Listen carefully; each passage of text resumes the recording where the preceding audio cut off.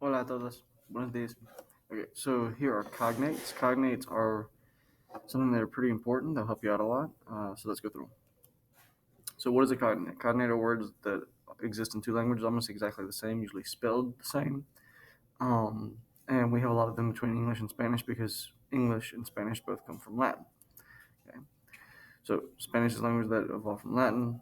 Okay, English has about 70% Latin. Spanish is about 95, 99% Latin. So you're looking at a lot of crossover. English also borrows words from other languages, such as Greek. So you will have some that are cognates that come from there. So cognates basically just give you a leg up as far as knowing what something is when you look at it. Okay. Now there are some false cognates. They're not very common, but there are some. So just be aware that there are a couple that you're gonna be like, oh, like this is what this is. Like carpeta looks like carpet, but it means folder. Okay, that's a false cognate.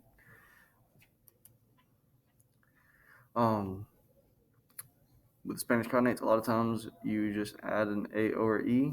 So like doctor, if it's a man, or doctora, or inteligente, just add an E to intelligent. Okay, or positivo instead of positive. So So the other thing is the only double sounds you're really going to hear in Spanish, you will occasionally come across a double C and a double R, and that's about it. Everything else, we don't use double T's, double N's, double M's. Okay.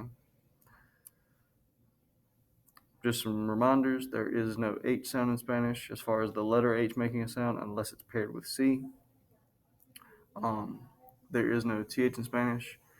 Okay, we don't use that sound. There's no noise. Um, Also, words that start with ST or SP in Spanish, such as state, usually get added with an E in front. So instead of state, it becomes estado.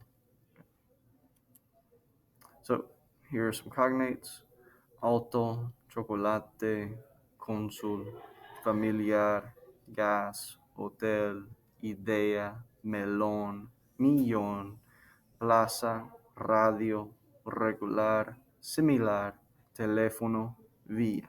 Now, looking at these, you might be like, oh, they don't sound anything alike. Okay, the sound is going to be different because the pronunciation is different. But as far as looking at them being written, you can look at these and tell what every single one of these are. Okay, so let's go on to the next one. Um, so again, there's a lot of times in Spanish where you might remove the E and replace with an A, O, or E, or you might just add an A or E to the word. So, like for example, with air becomes aire, athlete becomes atleta, caso, calza, costo, creativo, crédito, dieta, drama. Okay. Also, things that end in MA in Spanish typically come from Greek, and we would think ends in A should be feminine, but they are pretty much a lot of the exceptions as far as things that end in A. So if they end in MA, typically it's going to be masculine. So el clima, el diagrama, el idioma, el problema, el programa, el sistema, el tema. Okay. So also words that end in tion typically end in tion in English. Okay, these are all cognates. Abreviación, sensación, separación, significación, situación, ventilación, violación. Okay. Or words that end in ARY typically end in ARIO in Spanish. So aniversario, diccionario, disciplinario, itinerario, literario, necesario, ordinario, salario, vocabulario. Okay. We talked about this before too. Words that end in DAD typically end in TY in English. Okay. Autoridad, ciudad, comunidad, dificultad, enfermedad, formalidad, velocidad. Okay. Typically, if something ends in ic or ac in English, just add no, and that's how it's going to be in Spanish. So, like Atlántico, automático, democrático, didáctico, escolástico, romántico, sarcástico. Okay. So, also, if something ends in ACAL, typically it's going to end in the ACO as well. Okay. So, like classical becomes clásico, comical, cómico, eléctrico, físico, histérico, metódico, periódico, político, práctico, psicológico, técnico. Okay. Whereas in an ENT, typically you just add an E to the end and becomes this word in Spanish. So agent becomes agente, client, cliente, diferente, equivalente, indiferente, inteligente, suficiente. Also, if something ends in Spanish in mente, typically it's ly in English. So like correctamente, correctly. Desafortunadamente, unfortunately. Especialmente, exactamente, finalmente, generalmente, moralmente, rápidamente. Okay. Whereas in mint in English, typically just get an O added. Okay. So like argument becomes argumento, monument, monumento, sacrament, sacramento, suplemento, testamento.